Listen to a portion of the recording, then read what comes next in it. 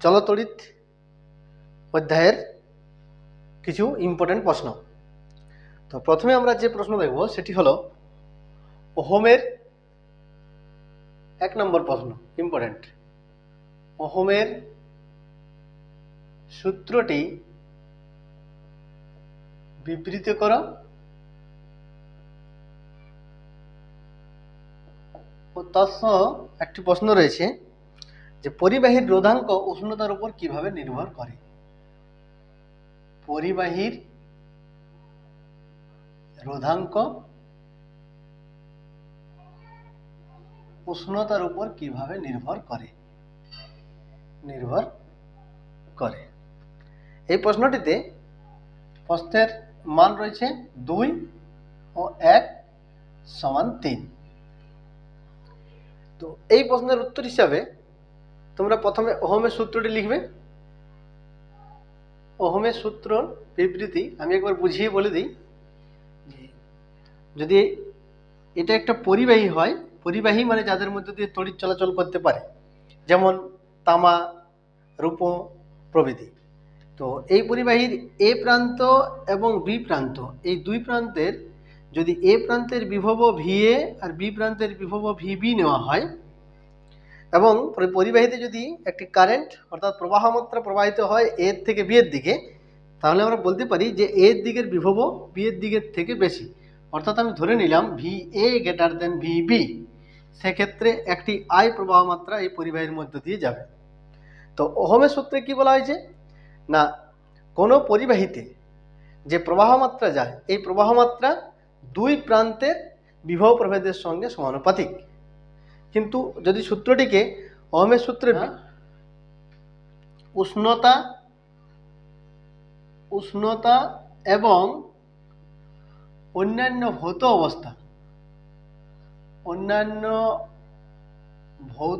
অবস্থা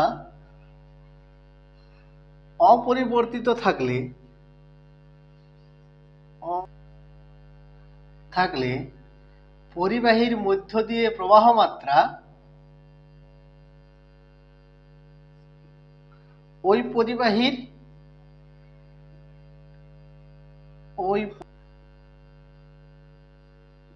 বিভব প্রভেদের সঙ্গে সমানুপাতিক।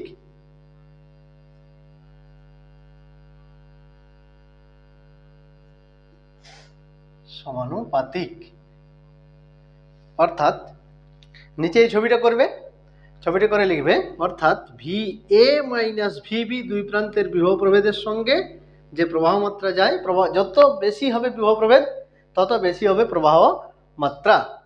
অর্থাৎ এই যদি বিভব পার্থক্যটাকে আমরা ভি ধরে নিই, ভি প্রপোর্শনাল টু আই আর ভি সমান আই আর, এটি ওহমের সূত্রের গাণিতিক রূপ। এই আর কে পরিবাহীর রোধ বলে। এটি গেল আমাদের 2 নম্বরের প্রশ্ন। যে প্রথম প্রশ্নটি 2 নম্বর রয়েছে তার উত্তর। দ্বিতীয় প্রশ্নে কি রয়েছে না, পরিবাহীর রোধাঙ্ক উষ্ণতার উপর কিভাবে নির্ভর করে। না, যে কোনো পরিবাহীতে যে রোধ রয়েছে পরিবাহীর, সেটি উষ্ণতা বাড়ার সাথে সাথে তার রোধটি বাড়তে থাকে। তার কারণ অনুপ্রবাহ বেগটি কমে যায়। এই কারণে কি হয় না, প্রবাহ মাত্রা কমতে থাকে অর্থাৎ রোধটি বাড়তে থাকে। তাই আমরা বলতে পারি, আমরা জানি যে পরিবাহীর রোধ R equals to rho into L by A, অর্থাৎ যে কোনো পরিবাহীর রোধ তার দৈর্ঘ্যের সঙ্গে সমানুপাতিক এবং তার প্রস্থচ্ছেদের ক্ষেত্রফল, তার যে ক্ষেত্রফলটা রয়েছে সেক্ষেত্রে পরিবাহীর রোধ কম। অর্থাৎ এই রোধাঙ্ক রোধের সঙ্গে সমানুপাতিক কোনো পরিবাহীর। অর্থাৎ যদি আমাদের উষ্ণতা বাড়ার সাথে রোধ কি হয় না, আর সাফিক্স টি ইকুয়াল বাড়লে রোধ বাড়ে, তাই আমরা বলতে পারি পরিবাহীর রোধাঙ্ক কি হয়, উষ্ণতার সঙ্গে বৃদ্ধি পায়। এর পরের প্রশ্ন অর্থাৎ 2 নম্বর প্রশ্নটি একটি অঙ্ক নিয়েছি ওহমের সূত্র। ওহমের সূত্রে থেকে যে রোধ পেলাম আমরা R equals to V by I, অর্থাৎ দুই প্রান্তের বিভব প্রভেদ এবং প্রবাহ মাত্রার যে অনুপাত, সেই রোধের শ্রেণী ও সমান্তরাল সমবায়ের ক্ষেত্রে যে অঙ্কগুলো রয়েছে সেগুলো কিন্তু এবারে পরীক্ষার জন্য কিন্তু খুব ইম্পর্ট্যান্ট। তাই আমি একটি অঙ্কতে যাতে শ্রেণী সমবায় এবং সমান্তরাল সমবায় দুটি কভার করা যায় সেরকম একটি অঙ্ক নিলাম। কি বলা আছে এখানে, না দুটি তারকুণ্ডলীর রোধ 2 ওহম ও 4 ওহম, অর্থাৎ একটির রোধ যদি R1 আমি 2 ওহম ধরি, আর একটির রোধ যদি আমি R2 4 ওহম ধরি, তো এদের শ্রেণী সমবায়ে এবং সমান্তরাল সমবায়ে যুক্ত করা হলো। দুটি ক্ষেত্রে প্রাপ্ত তুল্য রোধের অনুপাত কত? তো শ্রেণী সমবায়ের ক্ষেত্রে তুল্য রোধ বের করার জন্য শ্রেণী সমবায়ে অর্থাৎ যদি এইটি একটি রোধ হয়, এর সাথে যদি আরেকটি রোধ R1 R2 ব্যাটারির সঙ্গে আমরা এইভাবে কানেক্ট করি, তবে এটিকে শ্রেণী সমবায় বলা হয়। তো এক্ষেত্রে কি হয়, তুল্য রোধ শ্রেণী সমবায়ে R = R1 প্লাস R2, অর্থাৎ রোধ দুটির যোগফল কত হবে 2 ও 4 = কত 6 ওহম, এটি ওহমের চিহ্ন। আর সমান্তরাল সমবায়ের ক্ষেত্রে যখন সমান্তরাল সমবায়ে যুক্ত করা হয়, সেক্ষেত্রে আমরা জানি যে প্রতিটি রোধ ব্যাটারির সঙ্গে আলাদা আলাদাভাবে ব্যাটারির দুই প্রান্তের সঙ্গে যুক্ত থাকবে, অর্থাৎ রোধগুলির প্রত্যেকটিতে বিভব প্রভেদ একই হয়। আর শ্রেণী সমবায়ের ক্ষেত্রে কি হয়, প্রবাহ মাত্রা একই হয়। তো এক্ষেত্রে তুল্য রোধ কত হবে, যদি দুটি রোধ R1 ও R2 হয়, তবে তুল্য রোধ হয় রোধ দুটির গুণফল বাই রোধ দুটির যোগফল। অর্থাৎ এক্ষেত্রে কত আছে, একটি 2 ওহম একটি 4 ওহম, কত হবে না 2 × 4 / 4 + 2 = 8/6 এটা যদি কাটাকাটি করা হয় 4/3 ওহম। এক্ষেত্রে বলা হয়েছে প্রাপ্ত তুল্য রোধের অনুপাত কত। শ্রেণী সমবায়ের ক্ষেত্রে কত পেলাম আমরা, তুল্য রোধ 6 ওহম, অর্থাৎ 6 ওহম অনুপাত সমান্তরাল সমবায়ের ক্ষেত্রে কত 4/3 ওহম, কত আসছে না 18/4 = 9/2। তাহলে উত্তর কত হলো, শ্রেণী সমবায় এবং সমান্তরাল সমবায়ের ক্ষেত্রে যে রোধগুলো রয়েছে তাদের যদি আমরা তুল্য রোধ নির্ণয় করি, তো অনুপাত হচ্ছে 9:2। বোঝা গেছে অঙ্কটি? কি করতে হবে এই অঙ্কের ক্ষেত্রে, প্রথমে শ্রেণী সমবায়ের তুল্য রোধ নির্ণয় করতে হবে এবং নেক্সট স্টেপে তাদের সমান্তরাল সমবায়ের তুল্য রোধ নির্ণয় করতে হবে, এবং তাদের যে রোধগুলো বেরোবে তুল্য রোধগুলো তাদের অনুপাত করলেই কিন্তু উত্তর হয়ে যাবে। এই প্রশ্নটিতে নাম্বার ছিল 3। অর্থাৎ এই ধরনের অঙ্ক কিন্তু আসতে পারে, সেক্ষেত্রে কিন্তু তুল্য রোধের যে সূত্রগুলি রয়েছে সেগুলি ভালো করে মনে রাখতে হবে। তো 3 নম্বর যে ইম্পর্টেন্ট প্রশ্নটি রয়েছে এই পরীক্ষায়, সেটি হচ্ছে তড়িৎ প্রবাহের তাপীয় ফল সংক্রান্ত জুলের সূত্র। এই অধ্যায়ে অনেকগুলি সূত্র রয়েছে, ওহমের সূত্র, জুলের সূত্র, ফ্যারাডের সূত্র, এম্পিয়ার্স ল। এই যে সূত্রগুলি রয়েছে সেই সূত্রগুলি যদি ভালো করে বিবৃতিগুলি জানা যায় এবং তার যদি অ্যাপ্লিকেশনে অঙ্কগুলি আমরা ভালো করে রাখি, তো আমার মনে হয় এই অধ্যায়টি যে ভয় পায় ছেলেমেয়েরা ছাত্রছাত্রীরা, সেক্ষেত্রে ভয়টা কিন্তু অনেকটা কমে যাবে। তো তড়িৎ প্রবাহের তাপীয় ফল সংক্রান্ত জুলের সূত্র, এখানে জুলের যে সূত্রগুলি রয়েছে, যে কোনো পরিবাহীর মধ্য দিয়ে, ধরো এটি একটি পরিবাহী, যখন এটির মধ্য দিয়ে কোনো তড়িৎ প্রবাহ মাত্রা প্রবাহিত হয়, তখন এই পরিবাহীটি কিন্তু গরম হয়, অর্থাৎ তাপ উৎপন্ন হয়। তাহলে এই সূত্রটি কি সংক্রান্ত, না তাপীয় ফল। কখন, না যখন তড়িৎ প্রবাহিত হয় তখন পরিবাহীতে যে তাপ উৎপন্ন হয়, সেই তাপের মান এই সূত্র থেকে বের করা যায়। না বিজ্ঞানী প্রেসকট জুল এই সূত্র, প্রথম সূত্র, দ্বিতীয় সূত্র এবং তৃতীয় সূত্রটি তিনি ভাগ করেছেন। অর্থাৎ এই যে উৎপন্ন তাপ পরিবাহীতে যখন প্রবাহ মাত্রা প্রবাহিত হচ্ছে, তখন যে তাপটি উৎপন্ন হবে, সেই তাপটি 3টি জিনিসের উপর মূলত নির্ভর করে। কি কি, না একটি হচ্ছে পরিবাহীর রোধ, একটি হচ্ছে পরিবাহীর প্রবাহ মাত্রা, আর কত সময় ধরে পরিবাহীতে প্রবাহ মাত্রা প্রবাহিত হচ্ছে, এই 3টি জিনিসের উপর। এই 3টি জিনিসের উপর নির্ভর করে, এবং সেগুলিকে প্রথম, দ্বিতীয়, তৃতীয় সূত্র হিসাবে তিনি বলেন, যদি কোনো পরিবাহীতে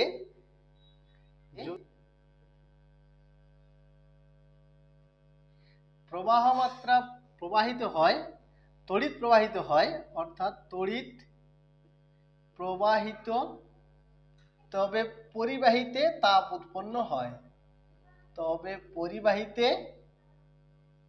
তাপ উৎপন্ন, এই উৎপন্ন তাপ পরিবাহীর যে যে জিনিসগুলোর উপর নির্ভর করে তার উপর নির্ভর করে যে তিনটা সূত্র প্রেসকট জুল দিয়েছিলেন, সেই সূত্রগুলি কি কি না, পরিবাহীতে তাপ উৎপন্ন হয়। এই উৎপন্ন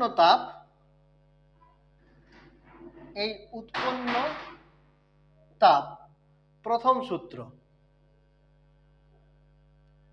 এটিকে আবার প্রবাহ মাত্রা সূত্র বলা হয়ে থাকে।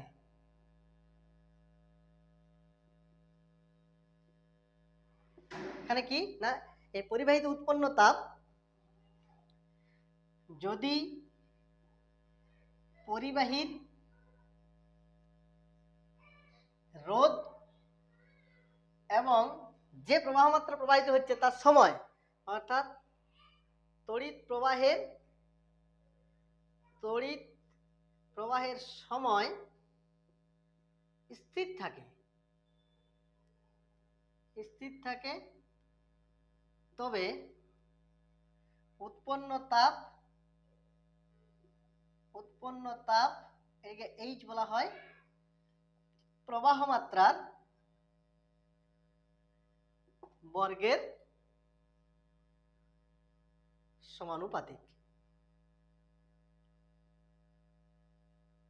প্রবাহ মাত্রাকে আমরা আই দ্বারা লিখি, অর্থাৎ আমরা কি লিখতে পারি, উৎপন্ন তাপ H proportional to I square, যখন পরিবাহীর রোধ আর ও সময় টি কি থাকে না স্থির থাকে। এটি হলো প্রথম সূত্র। দ্বিতীয় সূত্র বা যেটিকে জুলের দ্বিতীয় সূত্র বলছি আমরা, সেটি আসলে রোধের সূত্র।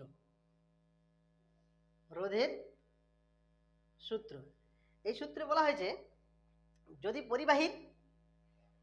পরিবাহীতে প্রবাহিত প্রবাহ মাত্রা এবং প্রবাহের সময় স্থির থাকে, তবে উৎপন্ন তাপ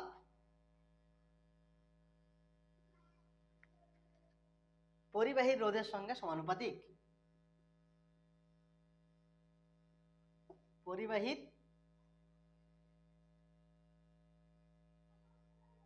রোধের সঙ্গে সমানুপাতিক, অর্থাৎ এক্ষেত্রে কি হয়, এইচ যদি উৎপন্ন তাপ হয় তো এইচ প্রপোর্শনাল টু কি হবে, পরিবাহীর রোধ আর, যখন প্রবাহ মাত্রা অর্থাৎ আই ও প্রবাহের সময় টি স্থির থাকে। তাহলে এই হলো দুটি সূত্র। বোর্ডে যে দুটি সূত্র রয়েছে, একটি প্রথম সূত্র যেটি প্রবাহ মাত্রার সূত্র। প্রবাহ মাত্রার উপর কিভাবে নির্ভর করে যে পরিমাণ তাপ উৎপন্ন হয় না, যত বেশি প্রবাহ মাত্রা প্রবাহিত হবে তত বেশি পরিমাণে তাপ উৎপন্ন হবে। একই রকম ভাবে যদি পরিবাহীর রোধ বেশি হয় তবে সেখানে বেশি ক্ষমতা ব্যয়িত হবে এবং বেশি তাপ উৎপন্ন হবে পরিবাহীতে। এবং তৃতীয় সূত্রটি লিখতে গেলে আমাকে বোর্ড মুছতে হবে, তোমরা ডেসক্রিপশনে পেয়ে যাবে, বা এটিকে সময়ের সূত্র বলা হয়ে থাকে। সময়ের তড়িৎ প্রবাহে যে সময় হচ্ছে সেই সময়ের সূত্র। এখানে বলা হয় যে যদি প্রবাহ মাত্রা এবং পরিবাহীর রোধ স্থির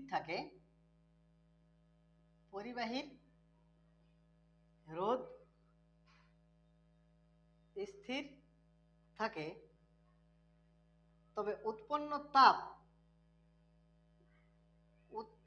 তাপ এইচ প্রবাহিত সময়ের সঙ্গে সমানুপাতিক, তড়িৎ প্রবাহের সময়ের সঙ্গে সমানুপাতিক। তড়িৎ প্রবাহের সময়ের সঙ্গে সমানুপাতিক।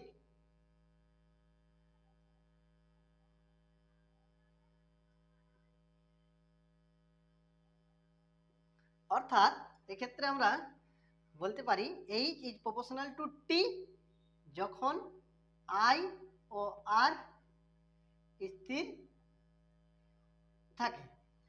তিনটি সূত্রের ক্ষেত্রে বাম দিকে কি আছে, পরিবাহিত উৎপন্ন তাপ। যেমন যদি আমরা দেখি যে সূত্রকে যদি আমরা যৌগিক ভেদের নিয়ম অনুযায়ী একসাথে লিখি, তাহলে এইচ ইজ প্রপোর্শনাল টু কি হবে, আই স্কোয়ার আর টি, না এটা যখন আই আর টি সব পরিবর্তনশীল। আর এখানে ধ্রুবক দিলে কি হবে, এইচ ইজিকেস টু একটি ধ্রুবক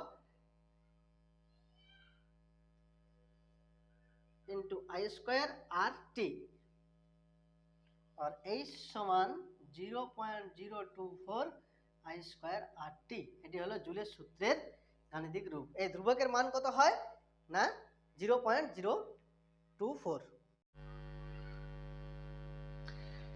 এই ধ্রুবকের মান সিজিএস পদ্ধতিতে হয় H ইজিকাস two 0.24 I square R টি এত ক্যালোরি হবে,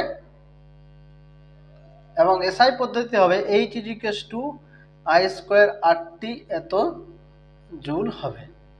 দেখবে অঙ্কটা জন পদ্ধতিতে দেওয়া থাকবে সেই পদ্ধতিতে ডাটাগুলো বসাবে, তাহলে অঙ্কের অ্যান্সার পেয়ে যাবে। তো আমরা 3 নম্বর প্রশ্নে জুলের সূত্র আলোচনা করলাম। এরপরে আমরা চলে যাব 4 নম্বর প্রশ্নে। 4 নম্বর প্রশ্নে জুলের সূত্রের একটি আমরা অ্যাপ্লিকেশন নিয়েছি। কি বলা আছে এখানে, একটি অঙ্ক, 3 নম্বরের একটি অঙ্ক। তড়িৎ প্রবাহের সময় অপরিবর্তিত রেখে, অর্থাৎ এখানে কি আছে, সময়টি ধ্রুবক আছে, কোনো পরিবাহীর প্রবাহ মাত্রা অর্ধেক এবং রোধ দ্বিগুণ করা হলে উৎপন্ন তাপ কিভাবে পরিবর্তিত হবে। তো জুলের সূত্রের গাণিতিক রূপটি কি হয়, উৎপন্ন তাপ। এই অঙ্কটি করতে গেলে জুলের সূত্রের গাণিতিক রূপটি জানতে হবে।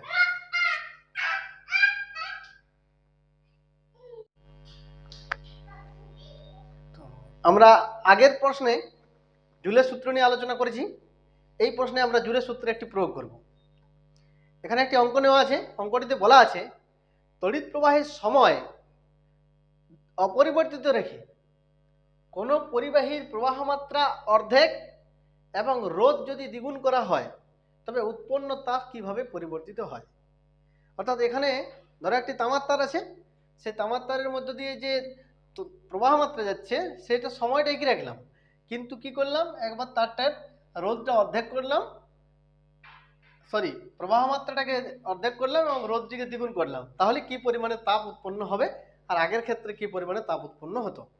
এই অঙ্কটি করতে গেলে উৎপন্ন তাপের যে রাশিমালা H ইজিকাস two 0.24 I square R টি লিখতে পারি আমরা, অথবা আই স্কোয়ার আর টি লিখলে হবে শুধু। হ্যাঁ, সেক্ষেত্রে কি হবে না, প্রথম